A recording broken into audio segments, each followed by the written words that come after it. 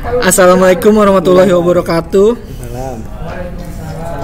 Ya, selamat pagi, selamat siang, selamat sore buat teman-teman di provinsi, teman-teman Kemenak, teman-teman helpdesk, teman-teman tim teknis kabupaten kota, dan teman-teman Puspendik dan Pusmenjar dan juga Pusdatin. Bapak Ibu, untuk pelaksanaan UBKD ini kita menggunakan aplikasi klien yang namanya adalah Exam Browser gitu ya. Untuk pelaksanaan ujiannya itu menggunakan Exam Browser. Jadi tanpa adanya Exam Browser ini peserta tidak akan bisa masuk ke halaman login atau melakukan ujian seperti itu. Nah, Exam Browser sendiri pun itu adalah sebuah software yang memiliki spesifikasi minimum gitu ya, spesifikasi minimum yang sudah kita tentukan gitu ya, yang kita telah tentukan untuk pelaksanaan ujian. Jadi kita langsung share screen aja ya Bapak Ibu. Jadi ada operating system yang tadi saya telah sebutkan, Windows 7 ke atas dan juga Linux, Mac dan juga Chromebook. Dan yang kedua CPU ya Bapak Ibu, 1 core itu paling minimum ya. 1 core itu bahasanya mungkin dual core, core to duo itu dan di atasnya itu sudah bisa. Untuk RAM sendiri kita paling minimum adalah 1 GB Bapak Ibu. Kalau di bawah 1 GB dia tampilannya akan silang gitu ya, tampilannya akan silang. Yang berikutnya adalah display resolution ya. Jadi untuk display resolusinya itu ada minimumnya Bapak Ibu. Display resolusinya ini paling minimum adalah 1024 x 768 gitu ya. Kalau ini kan 1536 ya, kali 864. Nah, jadi yang paling minimum adalah 1024 x 768. Dua-duanya harus di atas ya. Jadi harus diperhatikan height dan juga width-nya itu harus sesuai gitu. Itu untuk displaynya. Untuk sound cards ini kita tidak batasi, jadi kalau untuk saat ini ada ataupun tidak ada sound card tidak masalah ya Bapak Ibu. Nah, yang berikutnya adalah versi aplikasi. Jadi versi aplikasi ini untuk mendeteksi apakah aplikasi Exambro ini yang didownload oleh Bapak Ibu itu sudah sesuai atau belum gitu ya, sudah sesuai atau belum. Karena untuk aplikasi sendiri ada yang 32 bit, ada yang 64 bit. Seperti yang Bapak Ibu lihat di atas ya, di operating system di situ kan ada bit 64 ya. Nah, kalau misalnya operating systemnya Bapak Ibu bit 32 tapi mendownloadnya bit 64, itu tidak akan jalan aplikasinya ya. RAN-nya tidak akan bisa diklik. Itu untuk versi aplikasi. Yang berikutnya adalah internet connection ya. Untuk internet connection ini di sini kita akan mengecek dulu apakah internet atau provider yang Bapak Ibu gunakan itu bisa mengakses website ubkd.kemdikbud.go.id atau tidak gitu ya. Jadi di sini akan melakukan pengecekan terlebih dahulu apakah bisa melakukan koneksi ke website UBKD atau tidak. Nah, yang terakhir adalah webcam. Di sini ada webcam. Jadi hari ini kita menggunakan webcam gitu ya, menggunakan webcam. Jadi nanti saat ujian webcam Bapak Ibu akan menyala. Tapi di sini juga tidak kita validasi ya Bapak Ibu ya. Jadi komputernya itu ada atau tidak ada webcam itu tidak masalah, aplikasi akan tetap berjalan ada ataupun tidak adanya webcam gitu. Jadi batasannya itu hanya CPU, operating system, RAM, display resolusi dan juga internet gitu ya. Itu adalah pengecekannya. Jadi kalau untuk webcam dan juga sound card itu ada atau tidaknya itu tidak masalah ya, seperti itu ya Bapak Ibu. Nanti tinggal diklik run akan tampil keseluruhan tampilan ujian seperti itu. Nah, untuk saat ini dikarenakan keluarnya adalah di tampilan ujian yang berbeda, menjadikan tidak bisa masuk ke dalam tampilan YouTube. Tadi kita sudah coba, ketika kita klik run membuka ke seluruh aplikasi. Jadi Exam Browser ini ketika diklik run itu akan menutup semua aplikasi yang tidak digunakan. Seperti itu. Menutup aplikasi semua yang tidak digunakan dan juga mengunci semua keyboard. Jadi Bapak Ibu tidak akan bisa mengklik Alt Tab, tidak bisa mengklik tombol Windows, dan juga tidak bisa membuka aplikasi-aplikasi yang lain. Seperti itu. Jadi akan terkunci hanya tampilan ujiannya saja.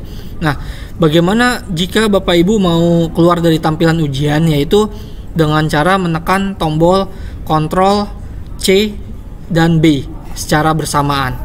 Itu akan membuat aplikasinya keluar dari tampilan ujian. Ya, seperti itu. Gitu.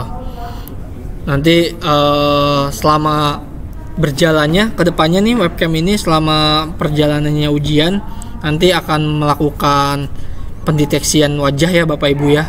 Kedepannya akan seperti itu.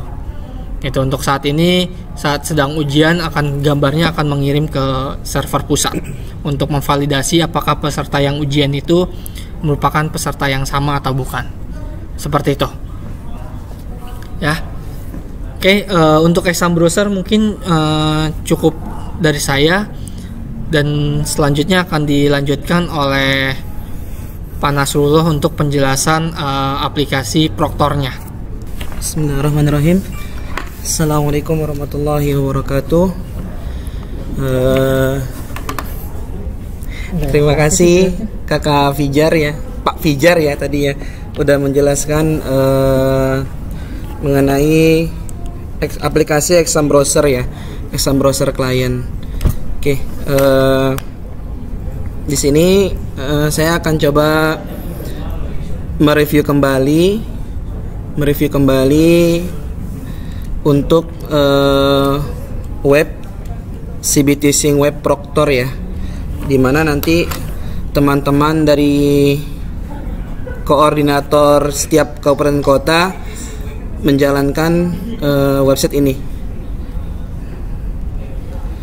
Oke, di sini saya sedikit memberikan tutorial ya, bagaimana cara untuk pengoperasian CBT Sync Web Proctor. Oke, jadi teman-teman bisa membuka alamat CBT Sync Web Proctor melalui browser Chrome, Mozilla, Opera, dan lain-lain dengan alamatnya https://ubkonline.pusmenjar.kemdikbud.go.id/cbtsyncwebproctor. Ya, seperti ini. Kemudian untuk username dan password nanti kita berikan melalui web UBKD di menu data pendukung. Jadi nanti setiap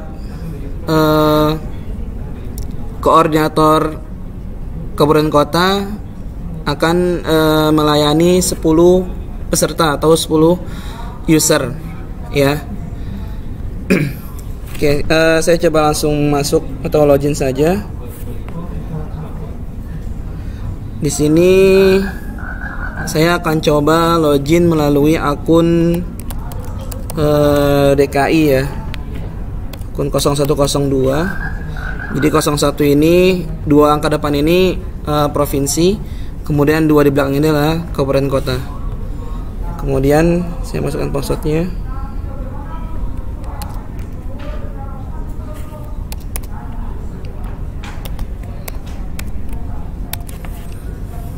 Oke, pastikan username dan password sudah benar ya, dan sama dengan yang ada di web UBKD. Kemudian kalau sudah, silakan teman-teman klik submit.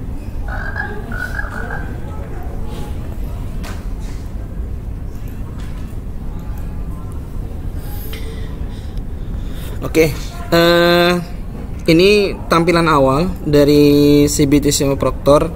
Mungkin untuk teman-teman yang baru bergabung dan teman-teman yang sebelumnya sudah bergabung ya, ada sedikit perbedaan di sini. Kalau yang kemarin itu teman-teman langsung diarahkan untuk memilih menu status tes ya. Tapi di sini kita ada update pada halaman dashboard ini kita harus memilih data tenannya dulu. Jadi ini untuk mengaktifkan ya fungsinya untuk mengaktifkan event atau kelompok tes pada ujian nanti. Jika teman-teman tidak memilih ini, maka menu-menu yang lain tidak akan bisa berfungsi, seperti status tes, reset login, request reset peserta, laporan individu, dan yang lainnya. Ini kalau saya klik status tes, ya dia akan masih tetap di sini. Jadi teman-teman harus memilih data tenannya dulu, ya. Di sini hanya satu, silakan diklik, dipilih ini tenan satu, kemudian klik simpan. Klik simpan sampai muncul notif warna hijau di atas berhasil. Oke. Jika sudah memilih tenan, teman-teman baru bisa melihat menu-menu yang lain seperti menu status test, reset login, dan yang lain, ya. Setelah mengaktifkan ini, langkah selanjutnya adalah teman-teman merilis token. Ini untuk koordinator dari setiap kabupaten kota, ya, karena nanti dia akan merilis token dan memberikan tokennya ke 10 peserta itu. Oke. Silakan teman-teman memilih status tes, kemudian klik tombol refresh di sini, ya. Klik tombol refresh di sini sampai muncul token. Nah, untuk token ini kita juga sudah update. Kalau yang kemarin sebelumnya itu teman-teman bisa langsung merubah atau merilis terus-terusan, ya. Jadi tidak perlu menunggu 15 menit, langsung bisa dirilis token yang baru. Nah, untuk yang sekarang jadi teman-teman harus menunggu 15 menit baru teman-teman bisa merilis ulang token yang baru, ya, dengan menekan tombol refresh di sini, ya. Nah, untuk token sendiri di peserta nanti bagi teman-teman yang mungkin belum mencoba UBK online, ya, untuk token ini nanti akan muncul di pojok kiri atas setelah peserta memasukkan username dan password. Itu berada di pojok kiri atas. Jika tokennya tidak muncul, bisa diklik refresh untuk memunculkan token. Oke, ini untuk menu status testnya. Jadi untuk teman-teman merilis token. Dan yang perlu diingat lagi di sini, token ini berfungsi hanya sampai 15 menit sekali. Jadi setiap 15 menit teman-teman harus merilis ulang, ya. Bedanya dengan yang semi online kemarin kan dia otomatis berubah, ya. Kalau untuk yang full online ini kita harus merilis ulang. Jadi merilis manual di sini, ya, dengan menekan tombol refresh. Kemudian menu selanjutnya yaitu menu reset login peserta, ya. Mungkin untuk menu ini kemarin sudah ada beberapa teman-teman dari helpdesk provinsi memberikan masukan. Yang mungkin sebagian kita masih melakukan develop, ya, atau update.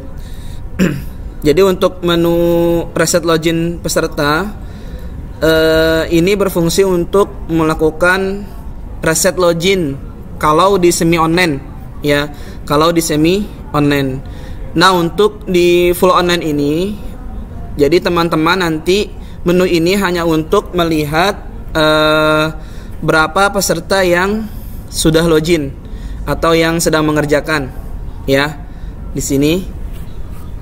Jadi ini menunya hanya untuk melihat peserta yang sudah login dan yang sudah mengerjakan. Nah, di mana untuk melakukan reset loginnya itu ada di menu request reset peserta di sini, ya. Jadi jangan ketukar, ya, teman-teman, ya. Terutama untuk proktornya nih. Jadi kalau teman-teman untuk melihat siapa saja yang login itu ada di reset login peserta.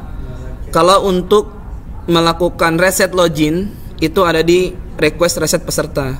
Nah, untuk request reset peserta login ini yang hanya muncul peserta yang melakukan request atau melakukan permintaan, ya, untuk di reset login. Nah, itu ada beberapa kendala, mungkin exam bro-nya error ketika lagi ujian, dia keluar paksa, atau juga bisa dengan jaringan koneksi internet yang tiba-tiba putus, kemudian keluar dari ujian, yaitu dia harus melakukan permintaan ya ke proktor agar di reset login. Caranya peserta tinggal memasukkan atau login ulang. Nanti di bawah tombol login itu ada tombol abu-abu yaitu untuk merequest atau meminta permintaan ke proktor untuk melakukan reset login. Nah, jadi nanti untuk yang proktornya itu mantau di sini saja ya, di menu request reset. Kalau misalkan ada yang request, bisa langsung melakukan reset. Nah,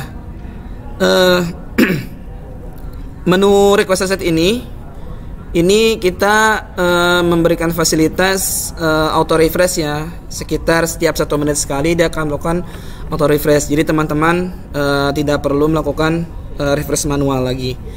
Nah, untuk caranya teman-teman cukup menceklis di sini sekali ya, atau mungkin